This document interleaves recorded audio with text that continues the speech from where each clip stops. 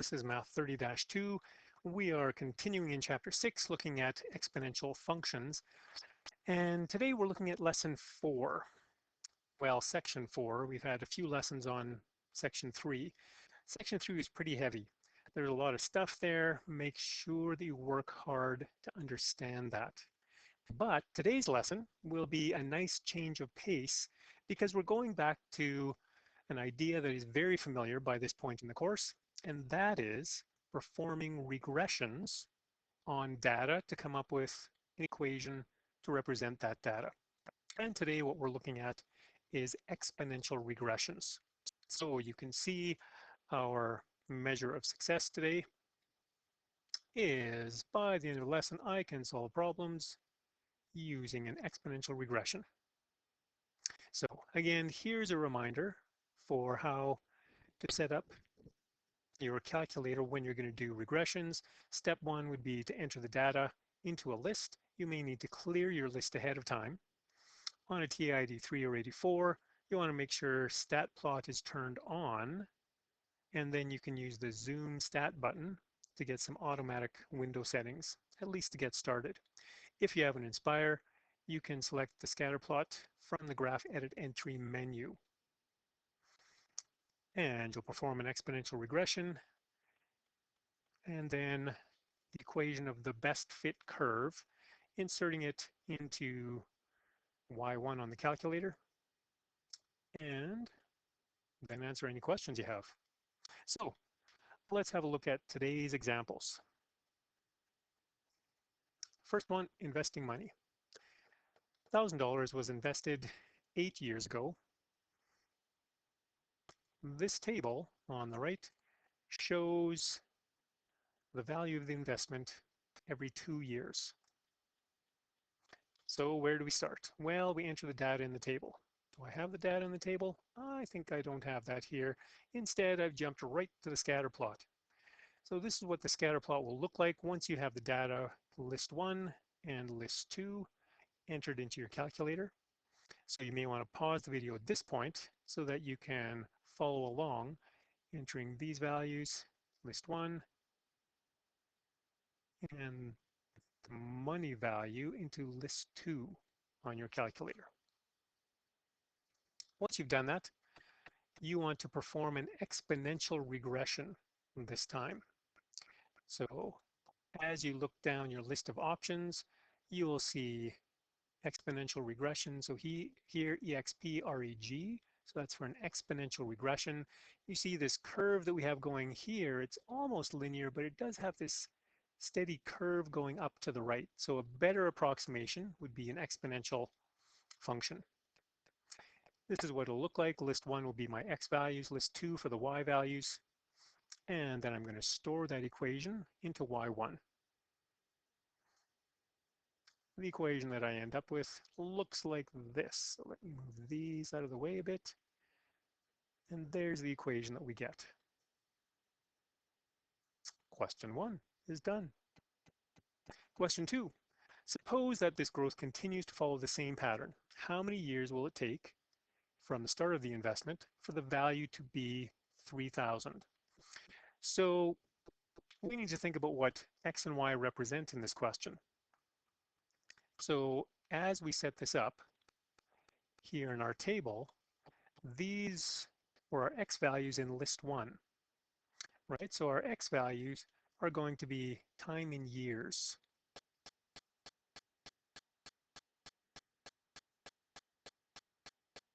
Do I know a time in years? No, that's what I want to find for this question.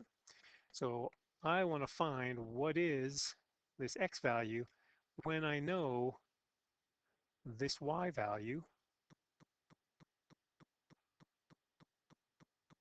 And so that would be a value that corresponds to list 2.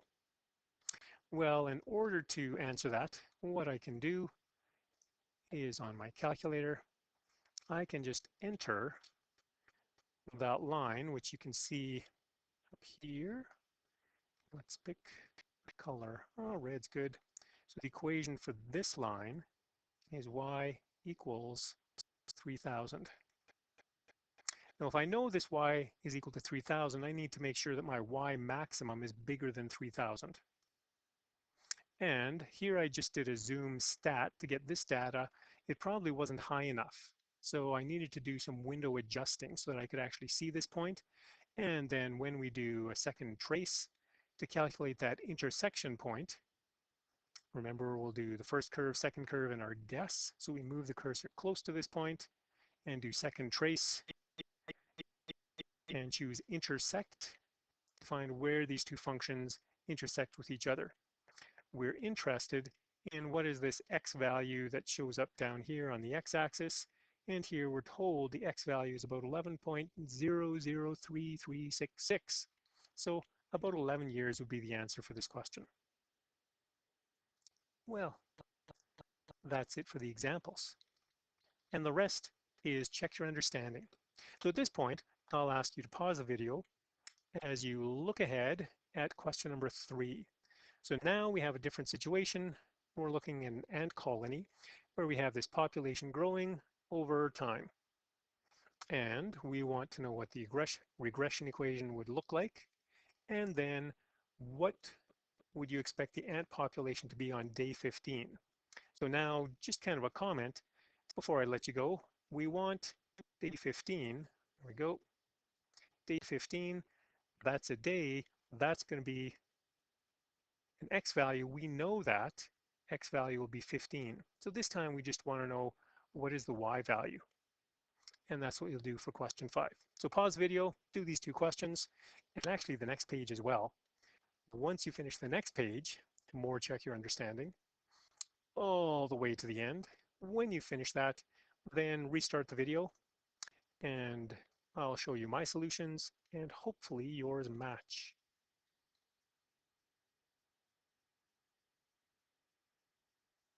All right, what did I get for a regression equation? Well, there's my exponential regression. So as I look at this data and I do a scatter plot, I see it's growing like this.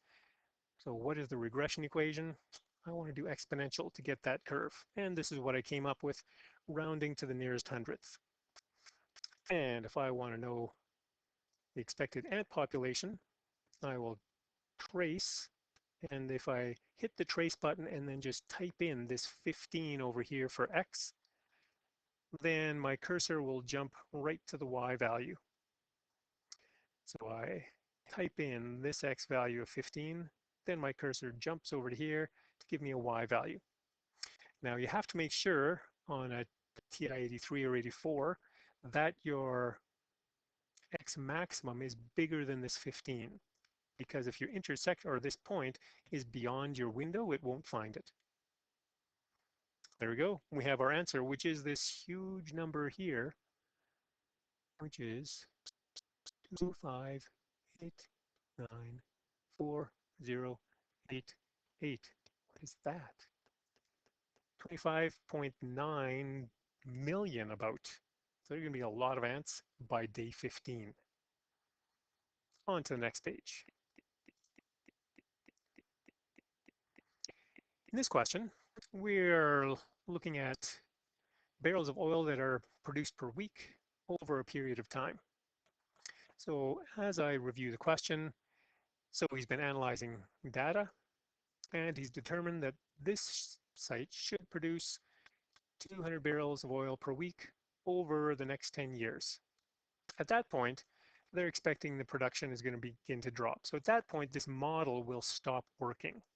So we have a time limit here saying that this model is only good where our time goes up to 10 years.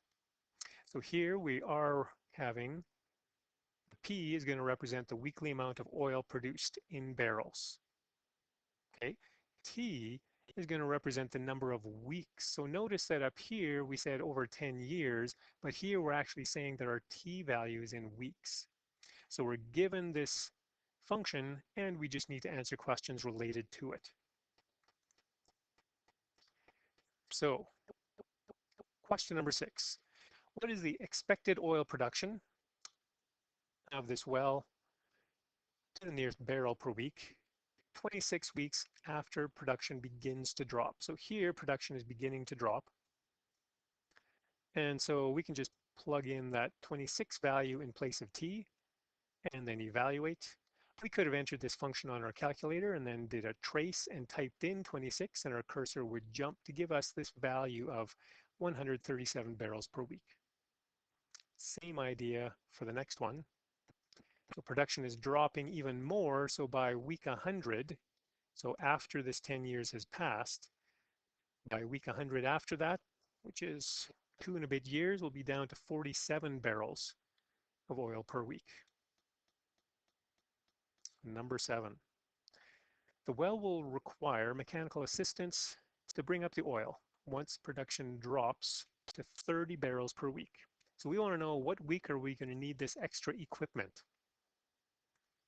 Well, as we look at this 30 barrels here, this is a p-value. So we're told in this case that p of x is equal to 30, and I want to know, what is the x value? So I want to graph y equals 30 as a horizontal line, and I have my exponential regression, or the equation that we had modeling the decay in production, and we just calculate that intersection point as we did on the examples on the previous page. Last question. In his report, Graham has informed the company that the well will no longer be profitable once production drops to 5 barrels per week. 5 barrels per week is extremely low. It's probably not even profitable long before that. But let's just pretend this is real. During which week should the company cap the well? So again, this is a production level. So this question is really similar to what we did in the previous one, where now instead of having 30 barrels per week, we're going to have a line at 5 barrels per week. And when we look at that, we get 255.5 about weeks. So during which week should they cap the well? It looks like week 255, because it's in the middle of that week that they're going to drop below 5 barrels per week. There you go. That's it for this lesson. Isn't that spectacular? Less than 15 minutes. We're done with this lesson. Here are some practice questions, and I'll see you again for the next lesson.